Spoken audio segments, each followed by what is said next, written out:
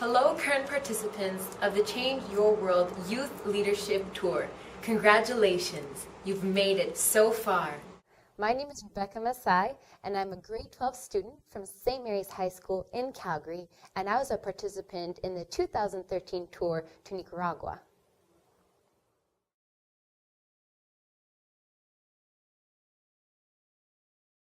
So this tour is first and foremost an educational process. It completely changes how you look at the world and how you see yourself within it.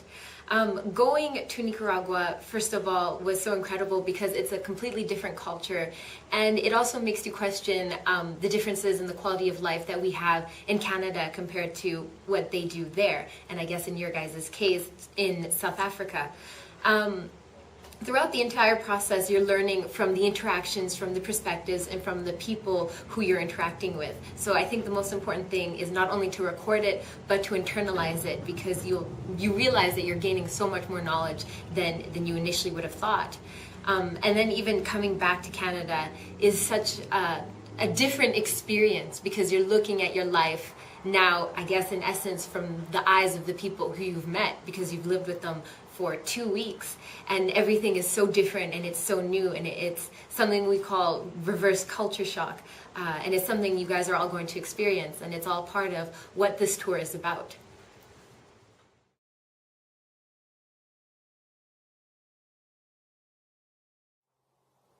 So ACGC provides you with a lot of resources in terms of debriefing, and those are really great things to take into consideration. But there are a lot of things that you can do on your own also to prepare for the trip. When I went to Nicaragua, I think the one thing I wish I would have known sooner is to look more into the history, because Nicaragua has a very revolutionary history, and that's something that influenced every part of our trip.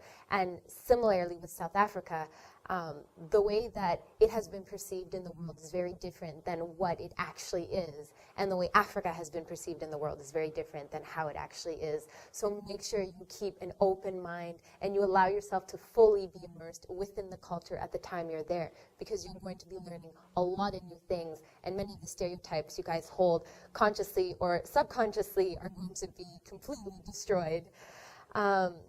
In preparation with that, also make sure you educate yourself about the region, the people you're going to meet, just as much knowledge as you can soak up from people, and make sure also not to be so stuck on only looking at one perspective. There are always so many different sides to a story, so make sure you're considering all of them before you decide to adopt a certain perspective, I think.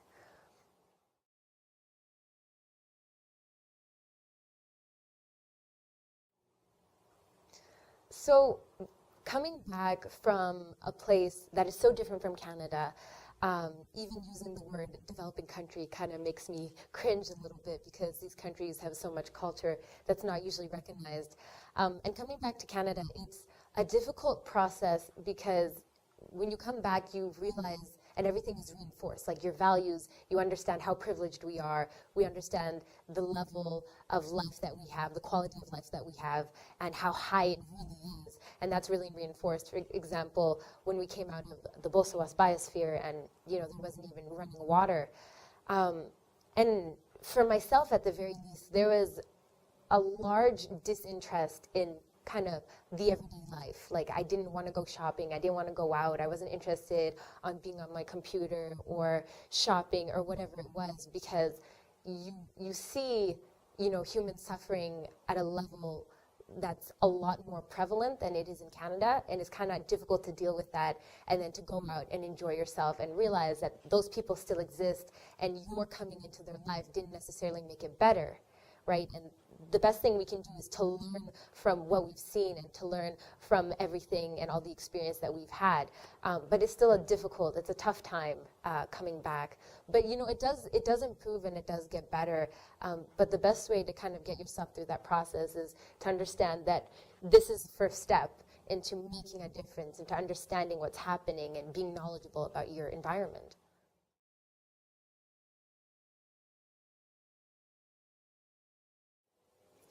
So when you come back from this experience, I guarantee you're going to feel like a different person. For me, one of my core values were really reinforced with this, and that being that people are people universally, and there's nothing that divides us, and all these conflicts and all these problems that people perceive, they exist, but not because we are different than from what they are.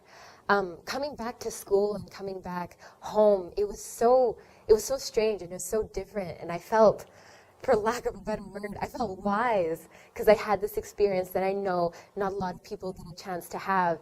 And when I was talking to my classmates and I was talking to my teachers, I was able to explain to them what exactly I went through, and I was able to speak with them intelligently about what global development was and what climate justice was, as we learned in Nicaragua, and really what it means to promote social justice. And I came back a little sad because, well, I shouldn't say a little sad, but you come back a little depressed because you realize that these problems are very real and that they still exist. And after all this effort, it seems as though nothing is improving. But there's also so much hope, because finally you've been shown a way in which we can make a difference, in a way in which we can help the people there without taking over, but allowing themselves instead to empower their communities and the people who they're living with. And I think that was something that really came across to me, because in the West, oftentimes we go in and we help and we leave right away. But I think the most important thing I learned is that we need to help these people sustain themselves and to become better as a society. And it's up to them, ultimately. We can't do anything. We don't have the power to do anything, if I'm being honest. And talking to other people and understanding, trying to spread the message and trying to spread awareness and knowledge, I think is the most important thing you can do. And you get a big opportunity to do that when you go on the speaking tour. But even in your day-to-day life, it changes how you think of things. You're more critical of what's happening. And I guess I can say I'm a little more critical of charity, thinking now that social justice is probably the more researched and the more knowledgeable counterpart of charity. And you'll learn this throughout your debrief. And I think the most important thing also is to employ your skills that you learn and employ these thinking and this way of adopting a different person's perspective in your everyday life. Well, congratulations again on being chosen for this tour. It's going to be an incredible experience. And my last tip for you is pack every single item that Leah or Heather have put on your list. They're really important, even if it's like an optional thing. Add it, okay? I didn't have a raincoat in the rainforest because I had packed one. Make sure you bring everything there. You're going to have a lot of fun. It's going to be an incredible experience, and do everything you can to learn as much as you can and to enjoy yourself as much as possible. See you guys soon.